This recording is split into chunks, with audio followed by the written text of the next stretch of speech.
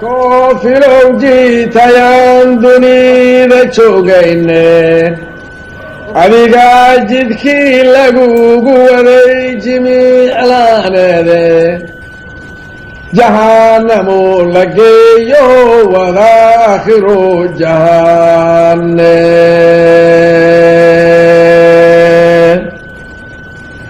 نمكي جنوك عي وربي جريني شلعين كواس النار تجوغيو مركب جنان نذي قادي سيدو بهايكو جربي مري جوابته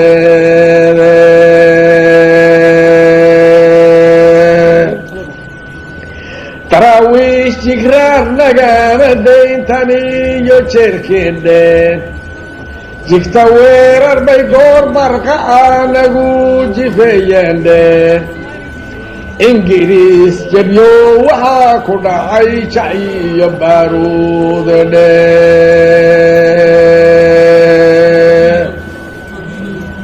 وليقيس بوالغو جبشا جليب دقدولان دي حدا ليس تكراري تركي لقا جلرونان دي وحينو جندونتين واجما شدينين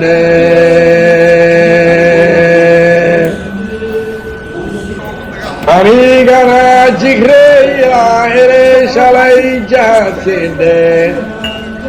شينيقا هورتي سير رصاصيقا قجيدين جيدا يضي إلى الدعين جلي حفظودين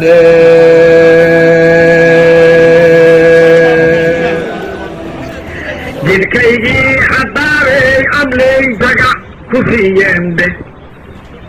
جلكوغو تهين مقلقات بالله سيدوكو سرسري جدركا وموجه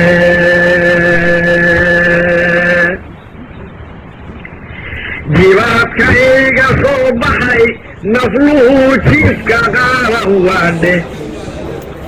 نفتعي سيجيبان كويري كالو إيغا داده جميع كاقام هير سوق مدان كري يروحين دوتان جريرا قولو كسندابي وحبادا بانكرا عيدك بانكرا ليسين ده سوقري على يرولا أفتيجيها جسيين ده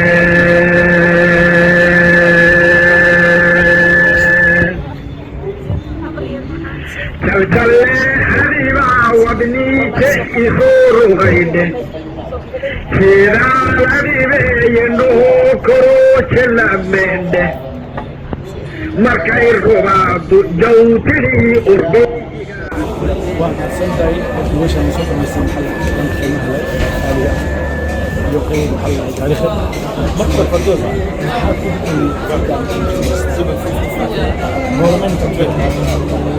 ما شاء الله مرحبا وما سنت أدينا سيد قرب وجه على ستة إيوه ستة نحط هذا البرنامج كان وحا يقول لي for long time وحن كفكر عليه إن تاريخ الأمة السومالية إن جيلك الجرميشي إلى الحكومة مركا وحا يقول لي إن تاريخ المحسوب مهمدنا أي تهيسي الجرميشن كإفهمات تاريخ العالم بكشي اللي كانوا جولدي وأنا تاريخ بحرب جوري كذا عجيش أفريقيا رؤها حلقة كي دراويش وحلقة مبادرة إساسا سكودا بحكي مركز سلا درادة وحلقة دلتي بل إن جيل كان أن تصنع إن إليهن تاريخ ذا الدونكا وهو ذهبسن أفريقيانكو أي كفانان ويعني 20 سنة دولة آنن هيسن دولة آنن هيسنين يعني تكنولوجي هيسنين علم بدل هاين كفكري إني إسكعليان بميسي ديدو in muxuu ahaa dadka ciyaalkii la baro generationka ogaadaan inkastoo waqtiyo aan ku jirno hadda generationkeeni aynan fahansanayn marka waxay iga tahay bilaabid in la bilaabo barnaamijkan taariikhda daraawiishta taariikhda Israa'iil dhammaan taariikhda ummadda Soomaaliyeed ee leedahay in la xuso munaasabada waaweynna waxay u leeyihiin xaq u leeyihiin loo sameeyo saas ay ugu dambeysay أنت حتى جنسون صوت الشيء وهنسيو وحي صوت هي كعاون والله مركب هو الرئيس وحي عاون الله سبحانه وتعالى إلهي ضعيف وهرت هوري حول easy is not easy لكن وحي عاون شخصيات يوسفوا يعني يغيري وسماء وأرين وناكسن يعني تا وحي نقنيسا حتى وحي وناكسن قفكم مركي بتاع هذا والتاريخ أمد الصوماليات عن حسنه عن جرنيشن كبرنا عن يعني جرنيشن كوالا مشغولين انتي to be honest وحيالا عن فائدة وجرين بالغو مشغولين دانا وما وحادانا وهاي دل ميدا دد ميدا دين تيني وميدا مركا تاس با مهم وحي اتهاي in جرنيشن كينا عن برنا marka waa jiraan shakhsiyaad badan oo garabkayga istaagay waan uga mahad celinayaa meel kastay joogaan caalamka meel kastay ka joogaan dad badan baa igu wanda halka ma kasoo koobi karo mana kow iyo labana ma dhihi karo way badan yihiin wayna ku mahadsan yihiin Soomaali oo dhanna way igu taageertay sababtoo ah moralka waxa ay dhisay markaan barnaamijka soo gudbiyay waa Soomaali هذا المصنع الشغل adigana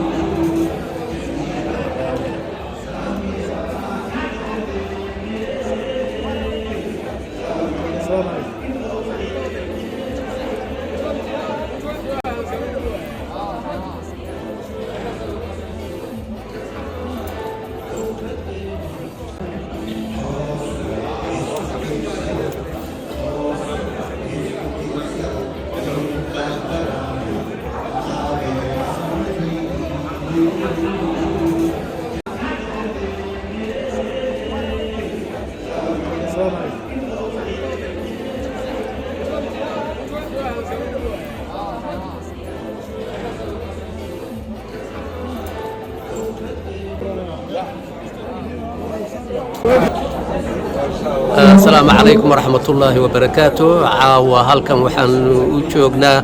رنا هانتي مناسبة آد أمد الصومالية قيمة وين أوله هو هالجنكي حرنما قبنما دونكا أمد الصومالية عيدا كي دراويشتو هجاميها نوها سيد محمد عبد الله حسن لما انتود إلى هاي نحريستي شرناها كورابية halgankii dheeraa ee muddada dheer socday ee ahaa kii ugu dheeraa ee qaaradda Afrika ka dhaca guulo wax ku ool ahna ay ka gaadheen muddadaasi dagaalka ay ku jireen iyadoo oo aynu ognahay ciidanka daraawiishtu iyo dhibaatooyinkii dawladda UK ama Ingiriiska sida dadka Soomaaliyeed ay u yaqaanaan ay u geysteen goobihii la iskaga hor yimid ee wada magaca iyo taariikhda reebay marka la eego in ay ahayd halgan midho dhala oo qaaradda Afrika ah kii ugu fiicnaa ugu dheeraa ugu saamaynta badnaa aakhirkiina in ay geyeysiisay ama ay dhalisayba markii ciidanka daraawiishta Ingiriisku uu hollin waayay ama kari waayay ciidan ahaan in uu u babac dhigo in uu ay noqoto ciidankaasi daraawiishtu ciidankii ugu horreeyay ee Afrikaan ah ee diyaarad lagula dagaalamo taasi oo ahayd awood ka badan ciidanka daraawiishtu wixii ay haysteen mid ka badan gumaystayaal fara badan oo xawashida iyo Talyaaniga iyo Ingiriiskubana ay isugu tageen oo markaasi ay keentay ugu dambeystii halgankii daraawiishtu ee muddada 22 sanadood ha socday ee markaa in uu soo gabagaboobo caawa boqol guuradii geeridii sayidkii ama hogaamiyihii ciidanka daraawiishta boqol guuradii ka soo wareegtay markii sayidku uu dhintay halkankaasina uu joogsaday ayaanu caawa magaalada London halkan aanu ku xusaynaa annagoo filayna in ay waxtar weyn u noqon doonto dadka Soomaaliyeed ee warbaahinta kala duwan ka daawan doona haddii Allaha awoodda leh uu idmo عبد المستعمر عبد المصنع mahadsantahay.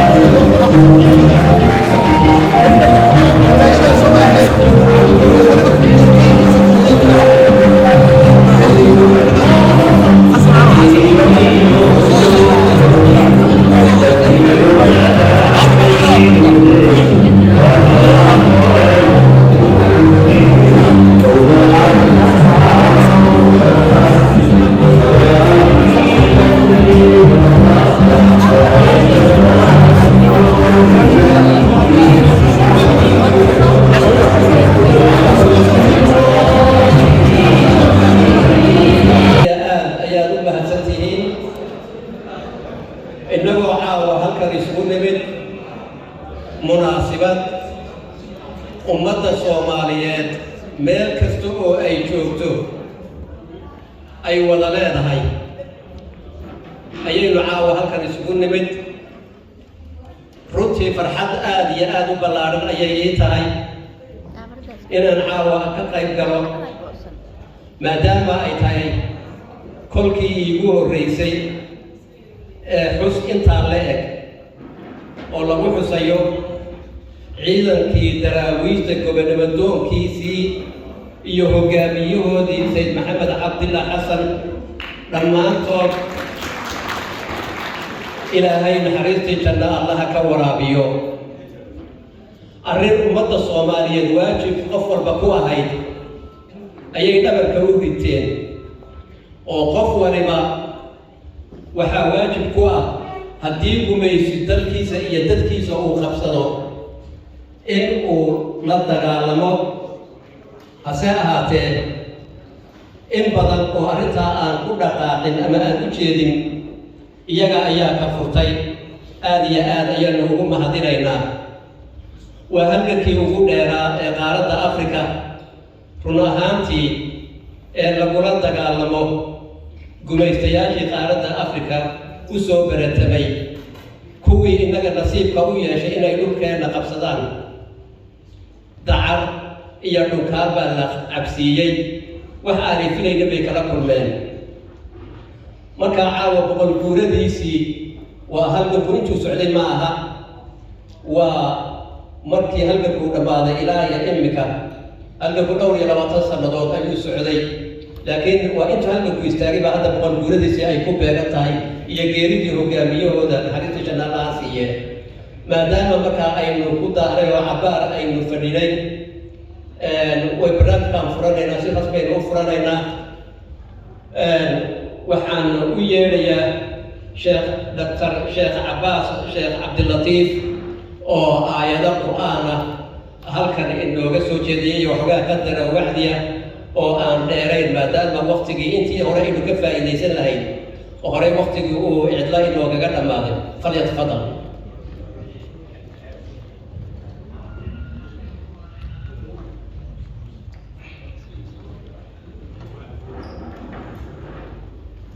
أعوذ بالله من الشيطان الرجيم بسم الله الرحمن الرحيم قل يا عبادي الذين أسرفوا على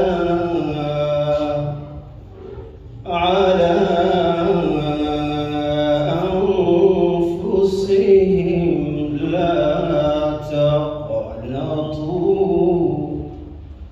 لا تقنطوا من رحمة الله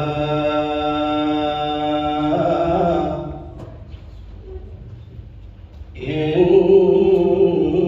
الله يغفر الذنوب جميعا إنه هو الغفور الرحيم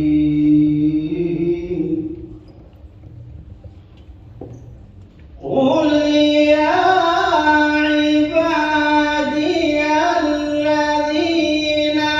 أسرفوا على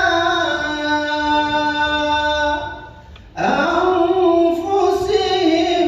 لا تقنطوا من رحمة الله إن الله يغفر الذنوب جميعا إنه هو الغفور الرحيم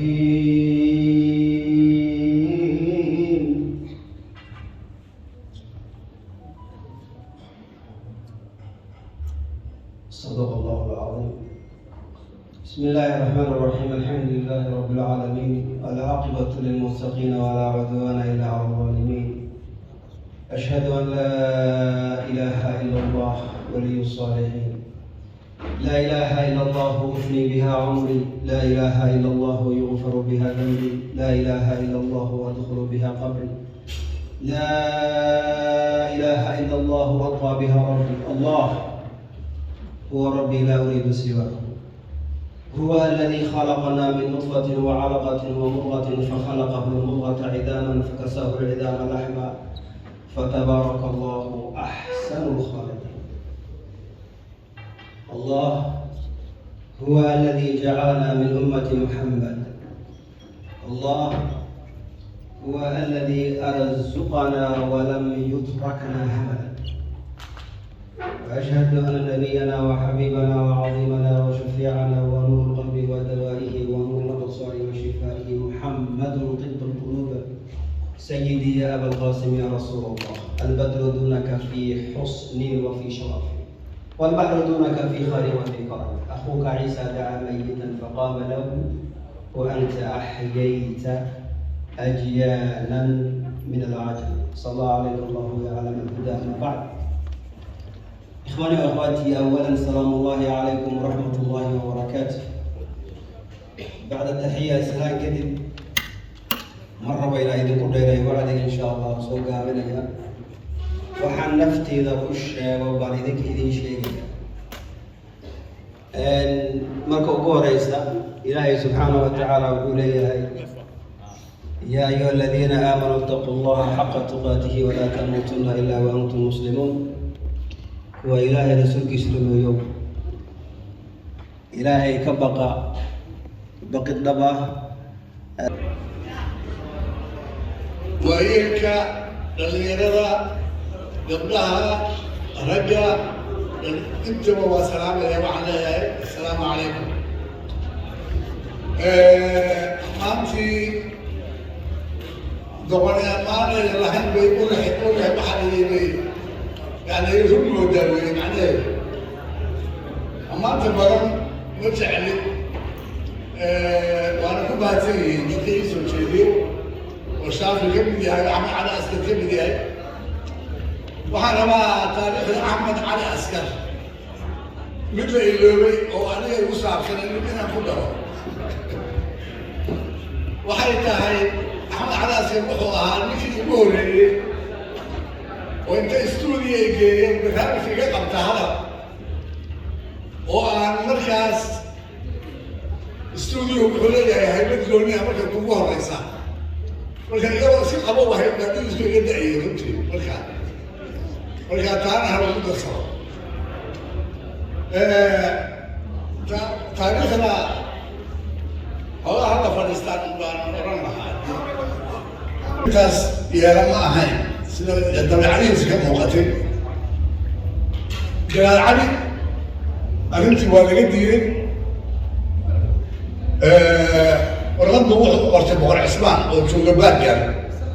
وقال لي نبى هواي من قدح وعدنا وعلى هواي مركب قوة يا سكان أوجانا سيدكم الله من حريسته دولو فيه وقصوا بحياة كورا عندك مشاكل ودنك سوماليا سووا قوانين كيسكا وحيرتي سيء ونقلكي سيء هديه سيسكا أيام مستياشي يمالين ولا قيبيين قيب فرنسيس باهلي قيب إنجليز باهلي قيب تقال باهلي كذي إثيوبيا إذا حبشوا هذا نقولوا يقولوا بدل السيء فتح شيء أنت أسمع قصة كوبيا وحوي وباك روكا سيد محمد عبد الله حسن وحقوق الشيء ويبدأ هذا صاحب دقيقة وأبوه له وهذا ما لابد كل نستعد ركب واحد جبال وليه عنك يا واحد بسلم الكودة والرموش جايين حتى وكل شيء أقل كود كبدنا وتعنا ماشي أو دير كمان كنت رجلا وجيلا تبحي هتكون كذا متجنين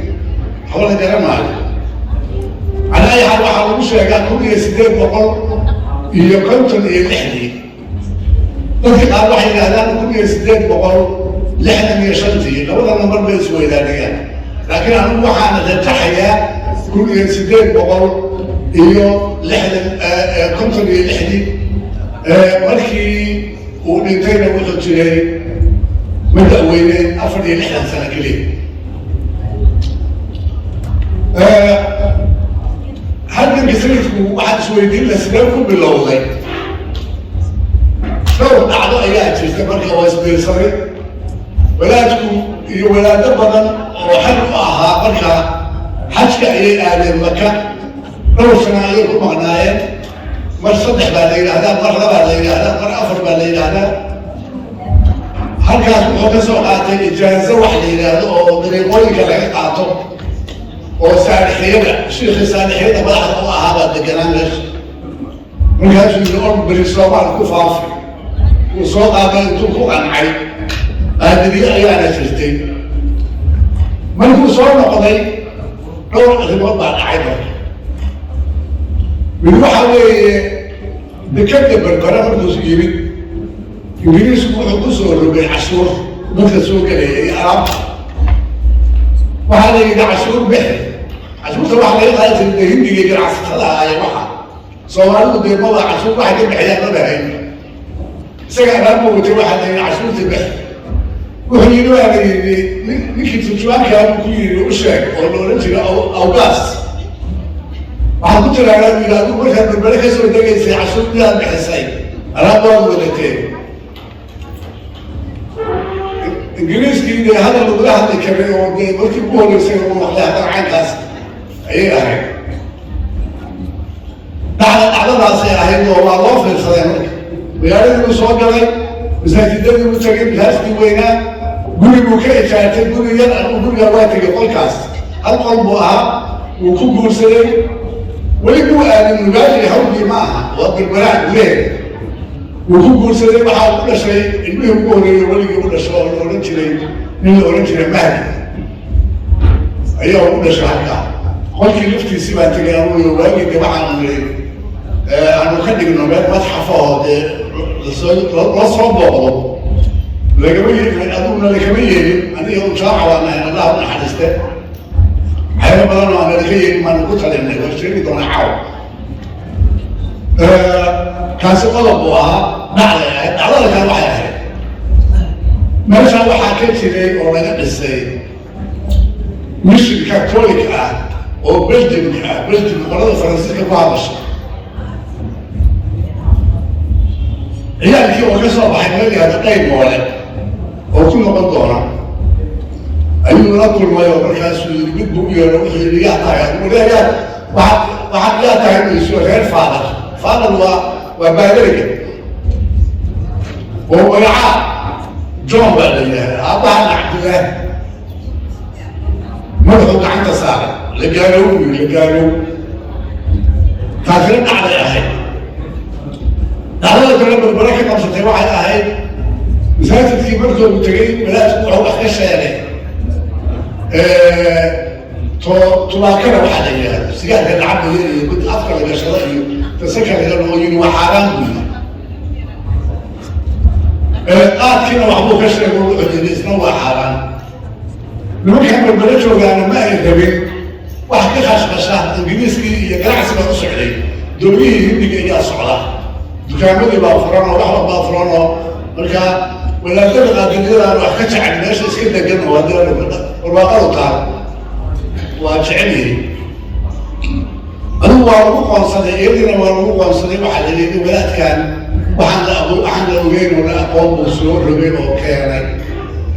markaa waa la dacweeyey waa loo yeelay dhowr jeer baa xafiiska looga yeelay maalinkii dambe mid la oran jira Sheekh Ibraahim oo saaq ahaayo nimankan la yidhaahdo makaahib ayaa u yeelay oo dukaan ku lahaa ragga ganacsatada ahaa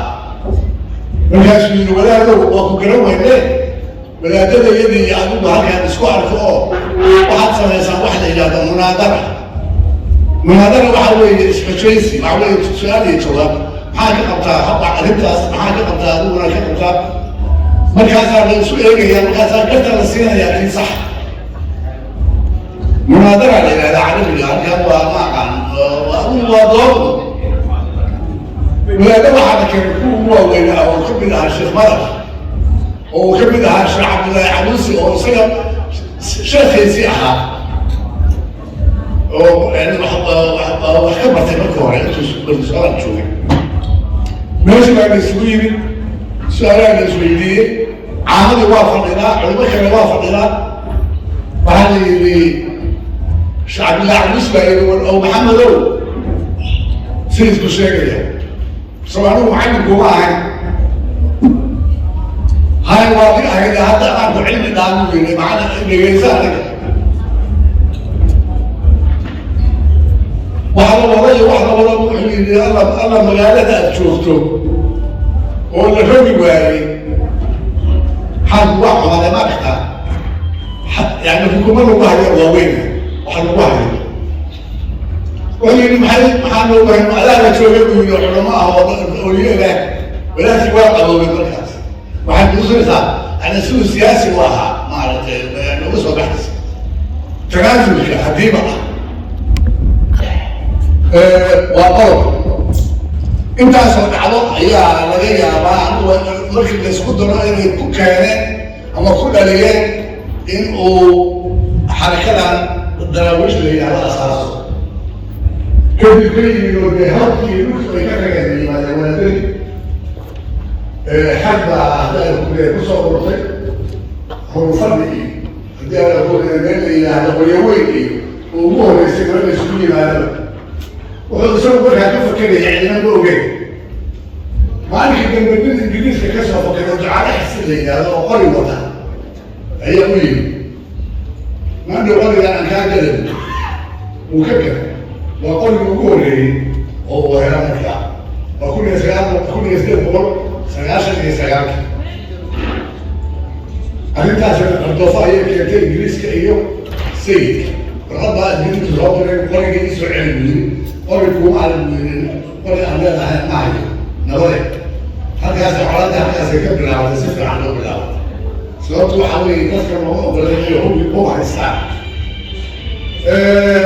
intaasi waxaa weeye waa bilowgii waxaan dhanaa dagaalkii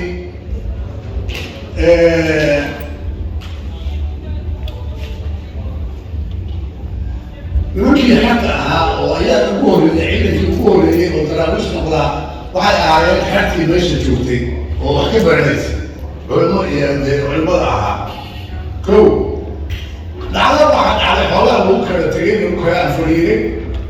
in la oran jiray dee dhulkaas dhulka wuxuu ahaa markaas dhulka dhulbahantuu dego waa hog iyo lugaal waxaa madax ka ahaa oo nin hadda la oran jiray garaad cali garaad maxamuud markuu arkay ninkan shacbiyadiisa iyo sida loogu soo ururayo iyo siduu garta u qaadayo iyo siduu xukunkii loola tegayo meeshii isaga loo imaan lahaa dareen baa galay wuxuu yidhi ninkani show kaa qaaday meeshaba wadaadkaan abtiga loo yahay show meeshaba kaaga wareegay inta u yeelay buu yidhi maalinka dambe waxaad leedahay maxamedow wixii diin ku saabsan wixii ku saabsan iyo fatwo iyo haddii lagu rogaay waa kuu daynaya adaa iskale laakiin wixii dhulbaanta arrimihiisa ku saabsan anaa iskale faraha ka qaad boqortooyadeydii iyo garaadnimadeydii naga soo gaar warqadii aan la qaadin baa sayidkii helay intelligencegiisa garaadcada halkaasaa lagu dili allah u naxariisto inay qalad ahayd iyo in kale oo wax kale laakiin waa taariikh in la sheego wey laakiin caradiyo sayidkii markaa wuxuu aaday caro ogaaday siga iyo xagtiisa caro ogaaday markuu tegay dagaalka ugu horeeyey oo uu qaaday wuxuu ku qaaday jigjiga oo markaa la qabsaday oo wax yar ka hor kulliya sideed boqol iyo shan iyo todobaatankii uu qabsaday raas makanan waxay astaasa aabihiis ujeedadiisu waxay ahayd inuu xoreeyo markaa harar inuu xoreeyo tirtiga dhaafo marka barbarsiyu helay geed odadanku leeyahay ayay xabashida ku qaaday markaasuu yidhi geedii taciidanku ursaday waa soo dhicinaya jigjuguuba sasii taagay ingiriiskii iyo xabashadii waa markaas ciidan midaysan oo dee tiro badan ay usoo direen dib baa loo soo celiyey dib buu wax kalaa ka dhacay haddana nimanka u tegay isaga gurdumi kala kacay gurdumi waxa la yidhaahdo ayaa dhacay waa direen in la dilaa la damcay waa ka badbaaday walaal waxaa la dilay oo cabaas la yidhaahdo isna dhulbaanta ah oo raggii la socday ahaa kadib sayidku wuxuu ku soo noqday hawgii lugaal buu ku soo noqday iyo carab dhulbaanta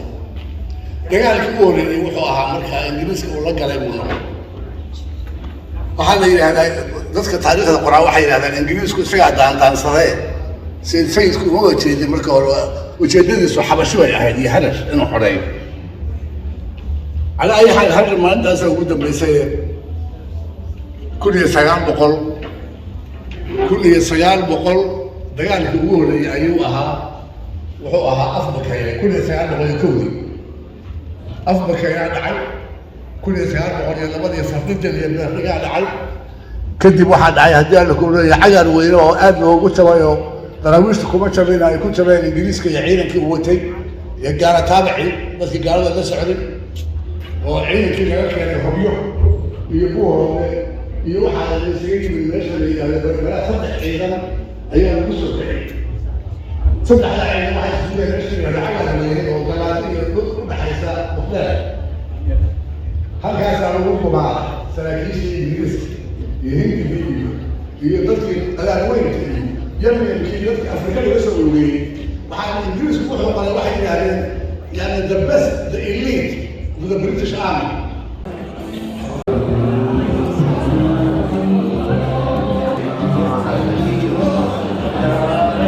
dalka talyaaniga oo caawa u yimid meel qisa iyo taariikh leh oo ah beertii lagu xusaayo daraawiishta lagu xusaayo maarta muxuu ahaa sayid maxamed cabdulla xasan taasoo qiimo gaara leh insha allah waxaan rajaynaynaa bidnillahi alkariim waagii oo kun iyo siddeed boqol sagaashan shantii hawsha u bilaabay ilaa labadii kun iyo sagaal boqol labadii soomaalidu waa midaysneed gaaldiid bay ahayd diintoodii ku adkeed wixii ka dambeeyeyna soomaali ayadaa la isku jabshay jabiskii jabayna kun iyo sagaal boqol iyo afartan saddexdii niman dhallinyaro ah oo soomaali ah oo ayagana isku tegey ayaa waxay bilaabeen soomaali ha noolaato taasi waxay keentay labada calan xorriyadda qaadatay ee midowda koonfurta waqooyi ayaa sharaf noo ah insha allah waxaan rajaynaynaa maanta waxay ka dambeyn ummadda midnimo iyo sharaf aan rajaynaynaa idaacadana qaabi khayr allah asalaamu calaykum waraxmatullahi wabarakaatu dadkii soo qabanqaabay barnaamijkan oo ay hormuud ku tahay walaashay Firdawsa oo runtii dad fara badan la soo shaqeeyey laakiin fikirkii iyo isku xirka hay'ada ay lahayd aad iyo aad u mahadsan tahay ninkana waa idin salaamaya waxbaana la fadhiyey hadal kale lama sii geli karo wasalaamu calaykum waraxmatullahi wabarakaatu هدية غالية من صدرك وأنقوم علينا هذه يقوم أصدقائي تعرض الحرية العالم له دقيق فاللوسو ممكن زوجتك ولا زوجتي اللي عنده طبعا قبل أشكالي عينيها أما عبرت الروح ضبطان اللي تسوق والغابسة ويكوها بشكل التوسع هذه وأصدقائي marka aan telefoonka ayaan ku soo wareejinayaa hadii dad qurux badan leh waxa diibaya oo u tala galay wadaajka inay siiyaan waxa caawa kulankan aynu isugu nimay taariikhiga waxaa sharaf weyn noo ah axmed baar cali bilaajaan inuuna kala soo qayb galo isagoo qoraa taariikhyahan dhaqankeena iyo ildeena waxaa ilaa maanta inoo wada sidaa darteed sharaftaa uu ina siiyey ee ina kala soo qaybgalay qofka maanta aynu ragna ku salaynay waxaan kulaanahay ahmedow waa boqol shahaadaad istaahishaaye oo horta dhaqan ahaan midka laga qabo haddaanu nahay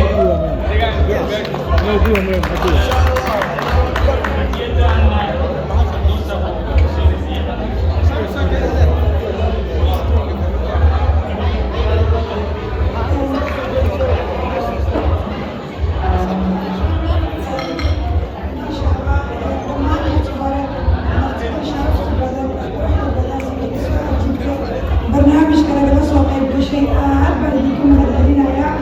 يعني فرحة إنه لسه صوري كلام مدي سوماليا وبرنامج كتاريخ ومدي سوماليا لسه قايل بشيء صوري كلام أربع دقيقة من الدنيا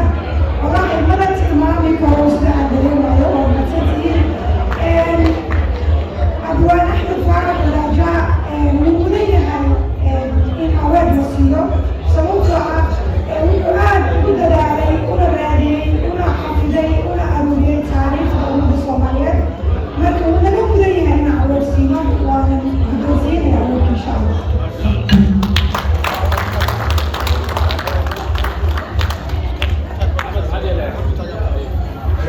هذه يوم عسكري غير ضمن أنا كذا سؤال يعني ولا سوي ما أنا نقدر والمسلمين بيا من أول ما نقول كذا إيمان علينا نقول سكسنا يا هذا وما نقول ما كم موضوع كان شايف ما كم موضوع سجانة شايف ما كم موضوع دراويشة شايف ما كم موضوع هذا الصومالي مركا هذه هي مرة بعد هذا غير الذي ما تدري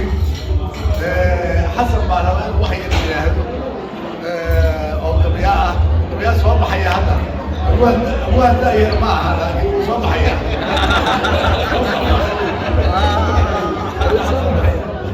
السلام عليكم ورحمة الله وبركاته.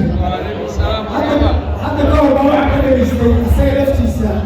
كمان برضه عشرين هاي ممكن أطلع على مصاب على نفسي في سكري أو نصر كمان فكا تبدأ المسبحيات محوية غير هذا تبادلك تراويش تقول قاتل أيام واحد نكديك في حقي داعم راعي نكديك في حقي داعم راعي oo dagaal gumaysiga xornimada dadda u fulay oo dahabka loo keenay oo dirinta aan saarin oo diyaarada ugu weeraro dagana loo dhaafin saraakiil markuu gaarayo inay dacal dhaafay duunyo iyo mansabo ku rabay bedela u keeneen kana dowlad daartii jannada deeqa eebbahaye inkastoo daqmo lagu rido dogol la sii saaray oo raadkii loo dabatiro dugsi laga yeelay daraawiish tale halkaas waxay ka kudhig oo raadkii loo dabatiray oo dugsi laga yeelay taariikhda waa uga dartaa doqon gabowdaaye in la duudsiyo dabarkoodaa loo dadaalgalay aw jaamac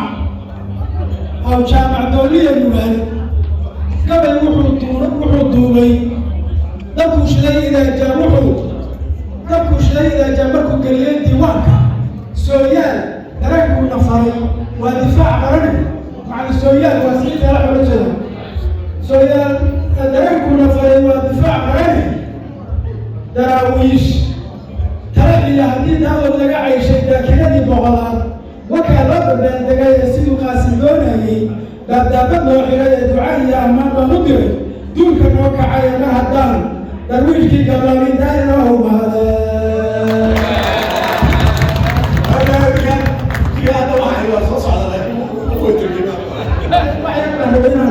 xasuusiya dadka waxaa halkan la isku waafaqay sayid maxamed cabdilla xasan inuu ahaa astaanta maanta aynu leenahay aqranimada soomaaliyeed ninkii karantigareeyey astaanta markii la baranayo oo dadka la barahayo identityga waxaa la yidhaahdaa inta aadan barin dadka yuu yahay waxaa la baraa cidda uusan ahayn waxaad arkaysaa mid halkaan ay ugu dhegan tahay calaamada boobiga la yidhaahdo ingiriiska askartii mayska uga dhimatay loogu dabaaldego halkana astaantii qaranka soomaaliyeed carankii ayaa ugu dhegan labadaas isma qaadan karta marka hore waa in la baraa inuusan tan ahayn marka xigta uu ka bartaa waana meesha ay u noqonayso identity kasta laa ilaaha ila allah waxaa la hormariyey intaada alla qilin inaad mataqaana ka bari noqoto waxa alla diiday oo qur-aanku uu leeyahay waman yakfur bidaaguuti wa yu'min billaahi marka waxa weye markasta waxaa horaysa ka bari noqoshada cadowgaaga intaada baranin cidda adigu tahay marka intaasna daraawiishka waxaa leeyahay nibada cumar faaruqa waxaa la yidhi raxmatullaahi calayhi qolada axmed gureyga sheegataada marka qola rabta in loo taqriiriyaa waxay yidhaahdeen sheekh cumar faaruq axmed gurey uu ahaa